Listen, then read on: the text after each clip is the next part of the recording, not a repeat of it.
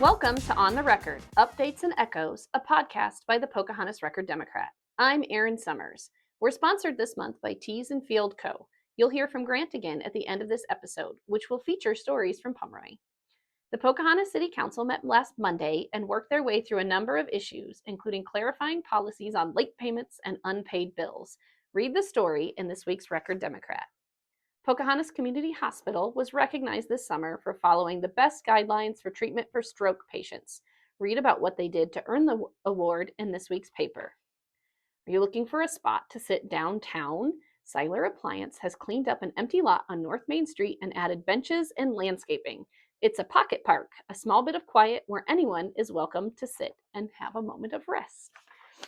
In Lorenz, the Library Foundation sponsored a month of free chair yoga classes. The sessions helped participants work their way through a series of seated motions and stretches. Read about the most recent session in this week's Sun.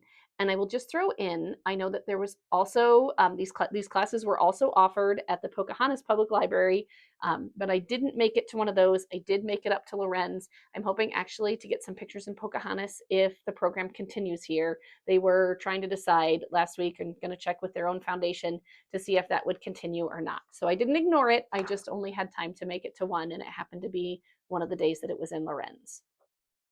True Value Farm and Home and Pizza Ranch partnered to bring school supplies to Pack Elementary School this fall. The number of items was really incredible. There's just like so much stuff piled on these tables, plus backpacks, all kinds of stuff. We have pictures and a story in this week's Record-Democrat. Going to the state fair a week ago got me thinking about the best way to categorize Iowans, and I think the real dividing line is whether you're a state fair person or you're not. I share my thoughts in this week's column. Sports are back in action this week. Newell Fonda's volleyball team was at Kingsley on Tuesday and will be in Grettinger Thursday and in Spirit Lake on Saturday. Mustangs cross country kicks off the 2026 season in Gowrie, while the football team starts the season at home Friday night against North Union. The Indians volleyball team debuts Thursday at Emmitsburg, and they'll play in the St. Edmunds tournament Saturday at Iowa Central in Fort Dodge. Cross country hits their course for the first time Thursday at Cherokee. Football will start the season Friday at home versus Sioux Central. One last thing. On the front page of all of our papers this week, we've got some information about the paywall that's coming to our website. You can add a digital subscription. Lots of people come in and they want to renew their prescription to the paper, and I can't get the word subscription out today either. You can add a digital subscription to your print subscription, and the easiest way to do that is to renew your print subscription for a year. So we'll add 12 months to when your subscription expires, even if that's sometime next year, and then it's another $20 for the online access, which will give you the e-editions of all three of our papers, and headlines and stories a day or more earlier than the print edition will make it to your mailbox. We are here to help anyone who is struggling to get signed up for the website. Give us a call at 335-3553 and we will help you out. Up next, you'll see a little bit more from Thees Feld Co. and the Echoes part of our show with Grant. Every order tells a story. Your business, your team, your organization, or your event. At Thees Feld Company, we are proud to help bring those stories to life. Based in Pomeroy, Iowa, Thees Feld Company specializes in commercial embroidery, custom apparel, promotional products, and direct-to-film transfers, serving businesses, farms, schools, organizations, and communities across the area.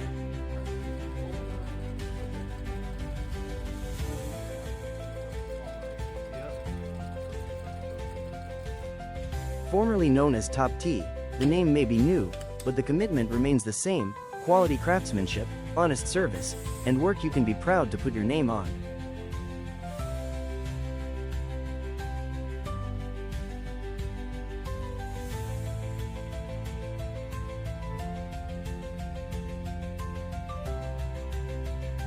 Thees Feld Company, rooted in Iowa, built on quality.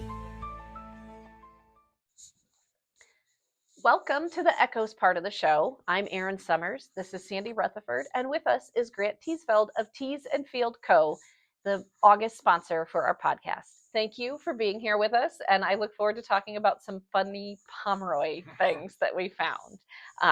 since you are from Pomeroy. I know I said it wrong at first, but I try. But I'm not from around here, and I don't say it right every time. It's okay. You know I'm not from here. It's okay. So the pages that I've pulled out are from the Pomeroy Herald in the late 1800s, which I just think it's a delight that we can look at newspapers from more than 100, 130 years ago. For sure. They're so fun. And I don't know how many old newspapers you've ever looked at before, but it doesn't look like a newspaper today, right? Like the front page is so different. Not at all. But I think that I was looking for some information.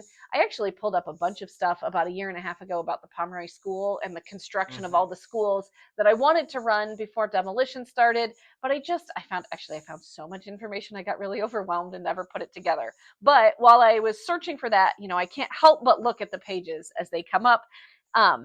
And there were just just things that delighted me, things that made me laugh, and things that made me kind of scratch my head. So the first one I have is from the September 12th, 1889 paper. And I mean, you can read along if you want. And I don't remember exactly where it was on here, but it was tiny. It's right down here at the bottom, this paragraph right here. And it says, it technically ran in the Calhoun County Republican newspaper first, and then this was republished in the Herald. There is trouble in store for the young man who last week made an affidavit that Miss Addie Brown was of legal age in order to procure a license from the clerk for her marriage with Henry Keisley. I don't know how to pronounce that last name. The young lady's parents assert that she is only 16 and declare that they will prosecute C.P. Templeton for falsely swearing that she was of age. If the young man is guilty, he should be dealt with accordingly. It is a grave offense and one that people cannot afford to condone. They didn't have driver's licenses.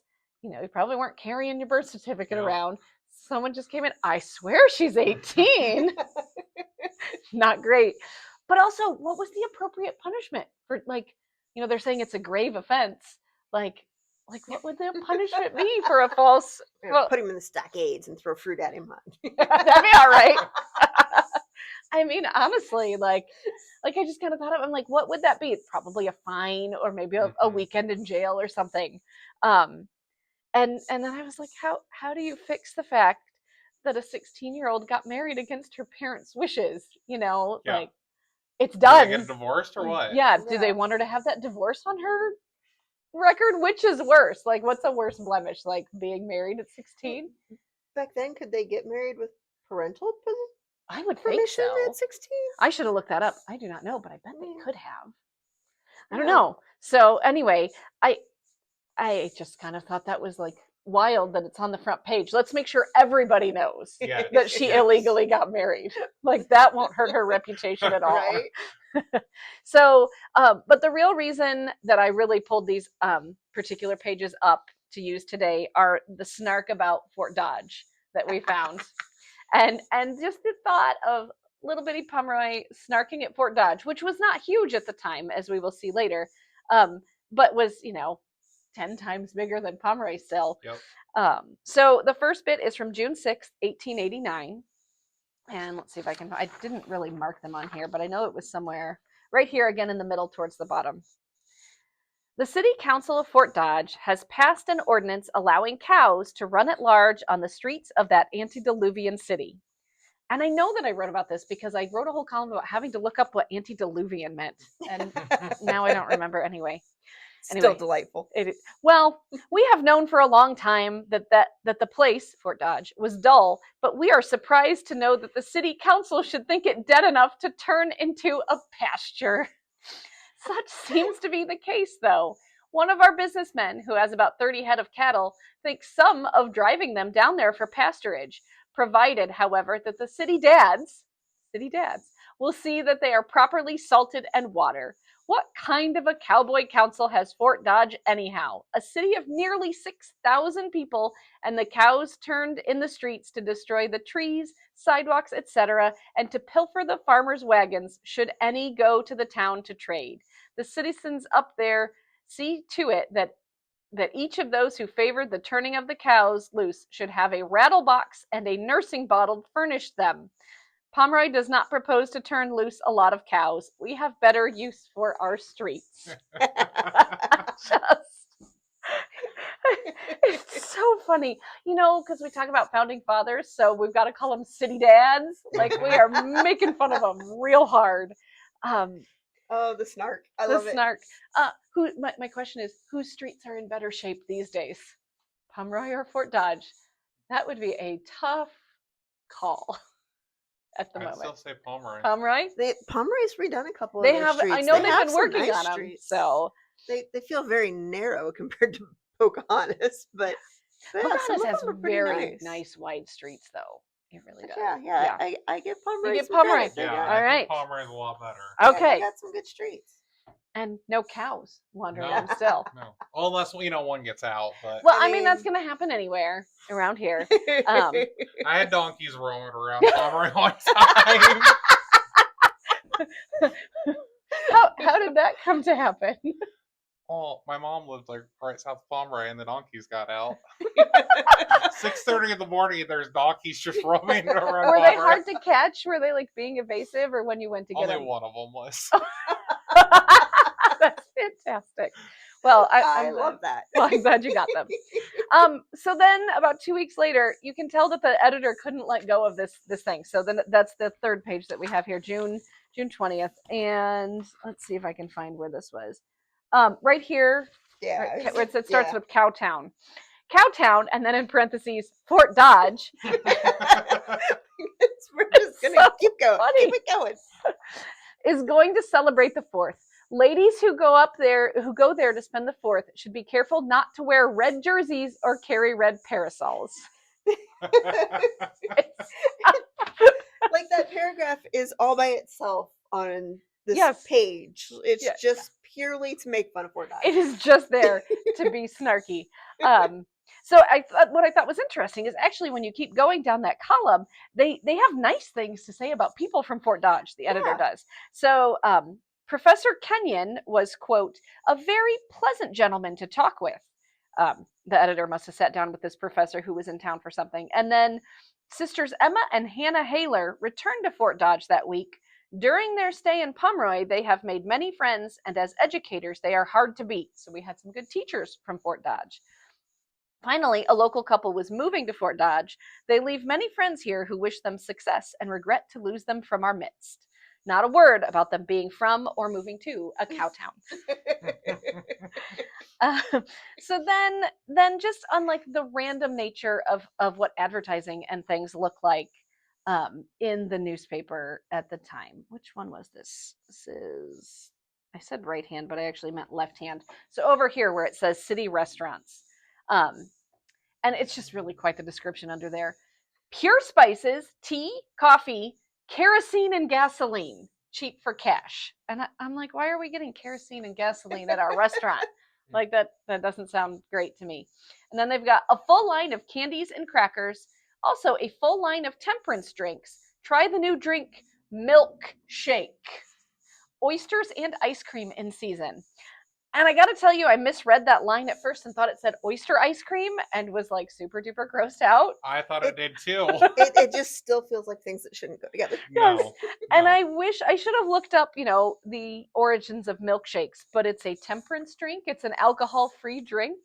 So this is for prohibition. We're drinking milkshakes. Yeah. Evidently. And then right before we started, Sandy pointed out this very weird picture. Eric will have the page for you, but of a guy driving a donkey, and it's not related to anything. But as I looked at that, I saw the next little bit, and it says, stand from under. I am going to the Wisconsin Lumber Company's Pomeroy, Iowa, for coal, as they sell coal 25 cents per ton cheaper than any other dealer in town. Okay, I had actually initially misread that and thought he was going to Wisconsin, but it's the Wisconsin Lumber Company in Pomeroy. But 25 cents per ton cheaper. I went and found the inflation calculator. 25 cents in 1889 is $9.07 in 2026 money. And then I was curious, how much coal was someone using? Well, I can tell you that people in 2008 on a couple random forums that I found were using 2.5 to 3 tons a year for houses that are insulated to 1970s or newer standards. So you imagine that someone may have, and that was maybe in a slightly warmer climate. They said they were heating 150 days out of the year. And I feel like we probably would heat a little bit more than that, or pretty close. Yeah. So maybe, so maybe they were using 5 or 6 tons. So you could save yourself $60 whole in today's money by going to this other company, which I'm not going to laugh at $60. $60 is $60, but I don't think it's quite the deal that this person makes it out to be. But those are, I mean, there's a million. Sandy, did you find any fun that you want to point out? Well, I thought the June 20th was just, there was some gold in here. Okay, tell me. Okay, so there was an ad for the best and most durable washer in the market, over 50,000 now in use and giving general satisfaction. The only washing machine that will wash every part of the clothes perfectly clean without injuring the same. No housekeeper can afford to be without it. Try it and be convinced for $7. Okay, did you do the inflation I calculator? didn't do the inflation, but oh, don't make me do math. But if 25 cents was about $9, so that's 9 times 4 is math. 36. 36. Thank you. 36. So 36 for every $9. So, or 36 for every dollar. There's a calculator. So what was it? 36 times 7. $252. Seems like a pretty good deal. Seems like a really good deal for a washing machine that it's generally satisfying. And like we'll wash every part of the clothes.